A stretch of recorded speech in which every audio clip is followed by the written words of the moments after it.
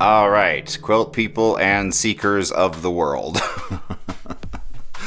How are you? It's been a interesting few days, hasn't it? As we find ourselves waking up to an America where, per the Supreme Court, you legally can deny access or service to gay people. That's the law of the land right now. And because it's a Supreme Court ruling, it's going to take probably a long time, possibly even generations, to overturn. So, where does that leave us, right? I mean, because I don't know about you, but I've had problems sleeping. This level of institutionalized bigotry and hate, and quite frankly, white supremacy, is just so triggering for me. I've just dealt with this stuff my whole life, where I, as a gay person, am seen as less than by the majority of my family, by the majority of my community that I was raised in, right, in my church community. And everywhere we turn, we just don't have the same rights, and we're continually reminded of that when situations such as this come up. It's kind of a dystopian, nightmare. I mean, it's hard to describe in any other way. Imagine if the Supreme Court ruled that businesses can deny service to Jews or to black people, because that's what's coming next. I mean, they've already paved the road. And so now that you legally, as a company, and how they couch it is by saying it's free speech, right? That woman who had someone contact her about baking a gay wedding cake, it goes against her First Amendment rights to have to do that for them. So she won the court battle, and now that's the law of the land. So I wanted to do a video in here of how now what? How do we deal with that as a community, as loving people, as people who refuse to live constantly in a space of fear, terror, anger, or hate, right? Because all of those two things I still feel are too costly for my soul, because I don't want to be filled with anger and rage. But again, I haven't been sleeping the last couple of nights because that stuff is it's so triggering to me. It's just that institutionalized bigotry that you can't fight against because there's no one to fight, right? It's a whole body of thinking. It's not a singular person or entity that you can fight against. So, how do we weather that storm? Because it is just a storm. And don't ever forget that. This is temporary. This, because it's so clearly based in, bigotry and homophobia, is not being received well by the majority of the country. So, what do we do? All right. The first thing I always try and be mindful of is, where am I? Where am I in time and space? So step number one for me is always in locating myself and getting clear, right, on who and what I am and what my container is. Because all the crazy, that's not me. And while it might feel threatening to my soul, the next step in my personal evolution is in kind of getting okay with the crazy, because the majority of the crazy is absolutely necessary for us to evolve past it, right? Right? We have to birth this baby. We have to get past whatever this moment in our history is. So it's in locating yourself and identifying where you are versus where the others are, and also being mindful that where others are, what is their process? What are they creating? these laws and all of that, it's a thought construct, isn't it? Remember how much work we did on thought constructs? And the fact that all it takes in order to kill a thought construct is for minds to stop participating in it. That's all we have to do, is just starve it to death by not, having minds think about it or participate in it, right? So if we know all the crazy is out there and that's not our fight lives where? Our fight lives up here, not out there. All that crazy, all that's going on in the world is not you. It is a thought construct built by others that you don't have to participate in it. Yes, it feels so big and it feels so punitive and it feels so wrong, right? To be in a country where that's the law, where companies can literally post in their window that they don't serve gay people. Now, in 2023, that's really not a good look. And I think that many businesses who try and do that will be surprised at the backlash of the community, because people, like everybody at this point, knows gay people, right? Everybody has respect for gay people in the world, right? And so be mindful that not only is that not you, what they're doing is truly an exercise in futility. They will lose because they're not on the side of love. It just really comes down to that, because at the end of the day, love from one human to another is self-evident, and we only evolve as a people in one direction. Look at the arc of history, right? Yeah, it hasn't always gone great, but it's been a slow climb, right, towards a more loving expression of who we are as Americans. So step number 1, locate yourself, right? That solid container for yourself, that love bus that we created for you, right? So that you can go through the world and not be thrown. Yes, that takes a lot of practice and a lot of, just doing it as part of your daily exercise, so that you can look at the crazy and go, that's not me, that's not me, that's not me. It's not you. And while it might feel threatening, it is not you, right? So in locating yourself, then the second part that I like to do is to be in it, right? To remind myself that I can be in it, but not of it, right? And that's kind of a little bit more of the love bus situation, where you can be in those situations where you're seeing QAnon just pass by and go, oh, hey, how's it going? Right?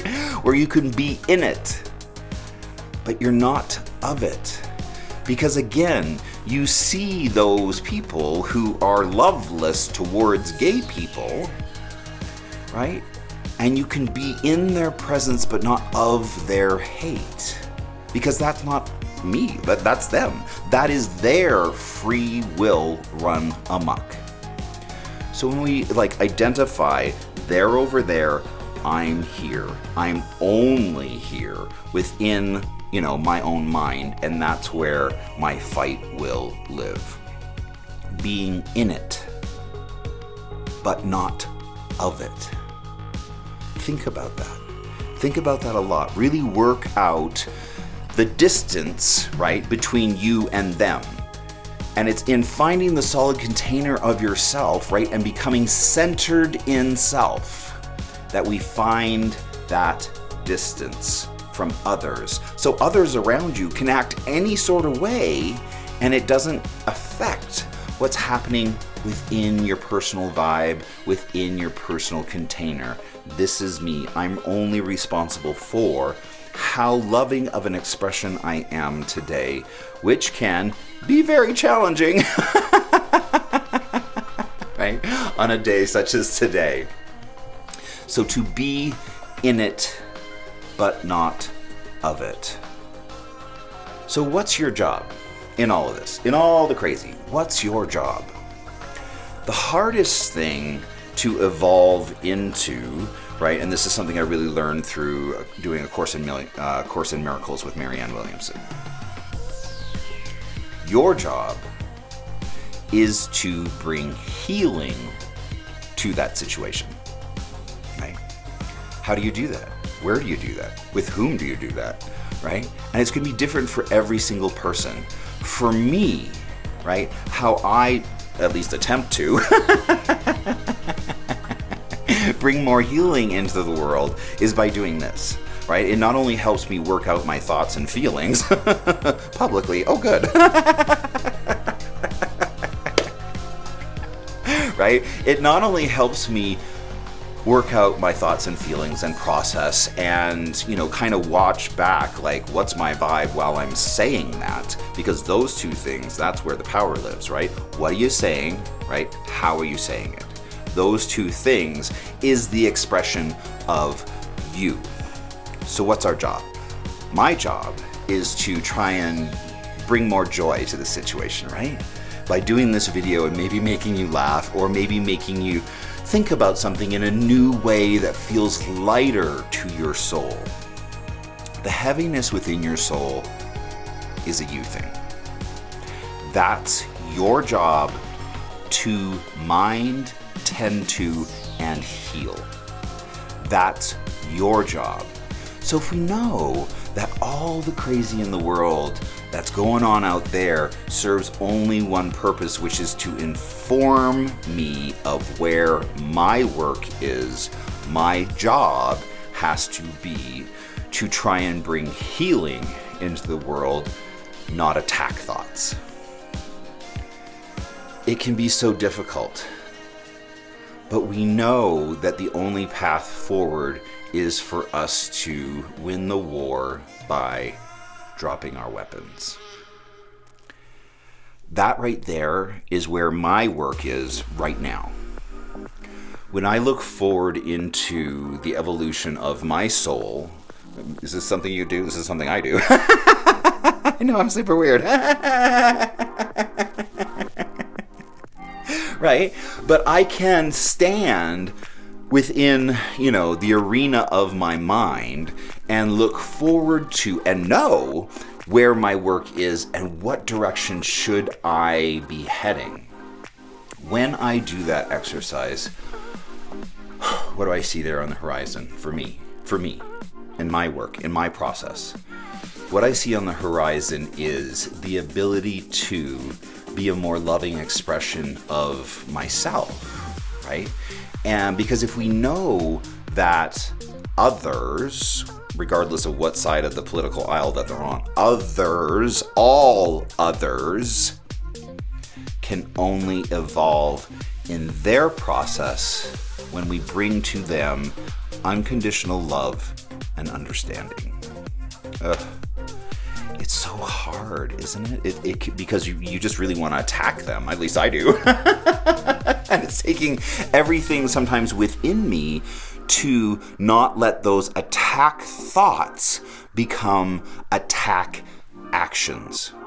It has, taken everything within me in the last few days to not send off just some scathing texts, to people who I know and will tell me openly that they support that bigoted nonsense because of their faith or because of their political affiliation. And they're like, oh yeah, it's wrong. But they'll still keep, supporting those people who are writing those laws. They'll keep sending them money. They won't do anything constructive, although I'm willing to be wrong about that. I'm willing to be wrong about that. I would love nothing more than, my Republican relatives to write a check to Lambda Legal or HRC or any other gay rights advocate to help get us out of this nightmare because they helped put us there. But that's privilege, isn't it? They're like, oh yeah, gosh, sorry about that. Okay, yeah, well, we'll fix it next time. Well, fix it next time, what? The next election? And in the meantime, we're doing what? We're doing a country that can post in their front window, no gays allowed. Your job is to bring healing to not only yourself, but to that situation. So what that asks me to do is to, rather than attack the people who voted us into this nightmare, is to remain curious and to help educate them, right, along, and why this is not acceptable, and why we keep finding ourselves in this position where the humanity of gay people is just a political football. You know, like, we wouldn't do this to black people. We wouldn't do this to our Jewish friends, right? But gay people, because the Bible says we are an abomination, is going to be much harder to change. So my job in this is to remain clear on where my fight is. All that's not my fight. That is not me. That is not my fight. My fight is up here, right? My fight is to look at the horizon of where I'm going and name the thing. What I see on the horizon of my personal evolution is being able to evolve my personal container so that I don't allow my emotions to become weaponized, which is what I do, right? Because I attack people. I mean, that's just my MO. That's the way I was brought up. My family, we attacked one another. We didn't love one another. We attacked one another viciously. And so that's kind of like what I know. So under stress, it's kind of what I default to. And I need to evolve that if I'm ever to bring greater change into the world, because change is generally not brought about by those who act the worst in the room. Generally not speaking. So be clear on your job. Be clear on your fight. Locate yourself in the world. You're not out there. That's not your fight. It really isn't. Your fight is to evolve yourself so that you can model for others what love looks like. So if that's your job, we also need to be mindful of kind of, I hate using this term, but it's the one that just most clearly identifies what it is to get clear on God's plan, right? It sounds super Christian, right? But seriously, God's plan for all of this, it's in understanding that all of this is happening for a reason, whether you understand it or not. Holding grievances on this moment in history, holding grievances against those who voted us into this nightmare, holding grievances against another group is counter to God's plan, is counter to our perfect evolution as it is happening now, as it should be, and as is needed. So it's taking the judgment out of all of that, right?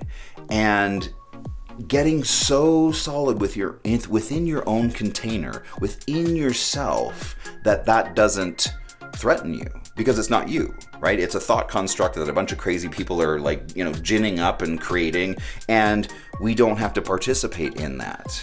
Remove yourself from the crazy, because you can't participate in the crazy without being crazy. Do you want to be crazy? Do you want to be frustrated? Do you want to be angst-ridden? Right? And I know that sometimes our mind can't get us out of that situation. And so that's why I've done, so many videos on alternative ways to get to higher thinking. And whether it was, remember originally Me 100, where I'd go driving through the country just blasting my disco tunes and celebrating who I am and celebrating the world and dressing cute and feeling like $100, like $100, that's not enough, $1 million. Right? It's there in investing in yourself, in your soul, in your healing. That's where your work lies, right? in lighting yourself up, in finding other ways to go about getting there. I mean, there were several other ways that we got to joy as well. Remember, Meme 100 was the first one I kind of discovered. But then there were other ways that I could throw myself into a state of joy, because you can do that. And whether you have, like crafting projects or my writing projects or my piano playing or anything else that helps me connect to that, to who I am, to my soul and to my spirit. Find those things for yourself. What are they for you?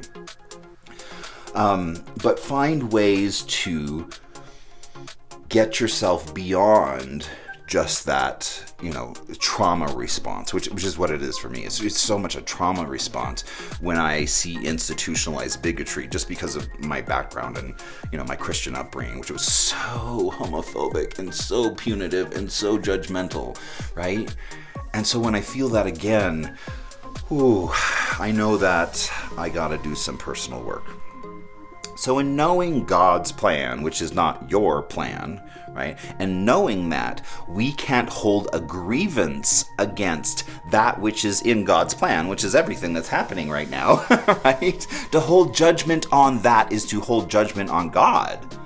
And to hold a grievance against what's happening is to hold a grievance against God's plan. It's all in good care, and it's all right on time. All you have to do is not participate in the crazy, right? And get clear on your role, your container, and your next move, right? Keep it about you. This is why I get so excited about social media and everybody being so self-centered. Everybody's out there casting themselves as the hero of their own story on social media. And that's awesome. That's needed. That's where we should be. That's what we should be doing, is helping people get more selfish, right? And in applauding them, in casting themselves in the hero of their own story.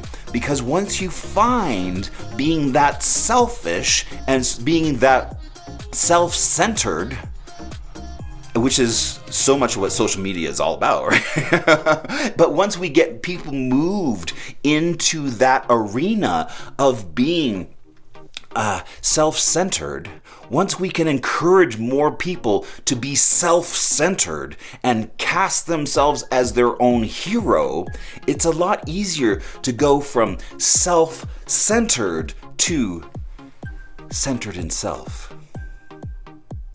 It's the same expression, only done in a higher vibration. And that is so much of what we study in shamanism, right? Is what is the energy of this one thing, right? What is the energy of this emotion? So when I look at social media and everybody's like, oh God, everybody's just so, loving themselves and it's all about them and everybody's so, self-centered. Don't marginalize the goodness in that. Don't forget to see the potential in that. Because those people, again, it's so much easier to go from a state of being self-centered to being centered in self. But if you're not a self-centered person who thinks about themselves, who's involved with themselves, who's willing to cast themselves as the hero of their own story, right? You gotta get there first, which is a, lesser vibration of the higher expression that we're trying to get to, but it's a necessary step. And so when all these people suddenly are self-centered and these laws start attacking them and their, their personhood, their way, there's a much greater shock there, especially I think for the younger generation who maybe hasn't experienced this level of attack on their humanity. I applaud that. I'm like, yes, go. Photograph yourself, feel cute, feel great about yourself, right? Cast yourself as the hero. So necessary. If you're not doing that, start. Start, right? Start feeling good about yourself. Start paying attention to the clothes that you put on and how cute you feel. You should be feeling cute every day. That should be one of your main objections, is to walk with swagger. It all starts there. It all starts there because it's there that you find like yourself, right? And promote yourself and believe in yourself. It all starts there. So don't ever get, feeling weird about all of the social media stuff and how egoic maybe it seems. But I also see that as just a really necessary step in our evolution, which is part of God's plan. Whether you understand it or not, that's not your job. Your job is not to hold judgment on God's plan. Right? Our job is to look at God's plan and go, oh, okay, right. I wonder how this is going to go. Remain in curiosity. Like we talked about before, seeing the problem is often the problem.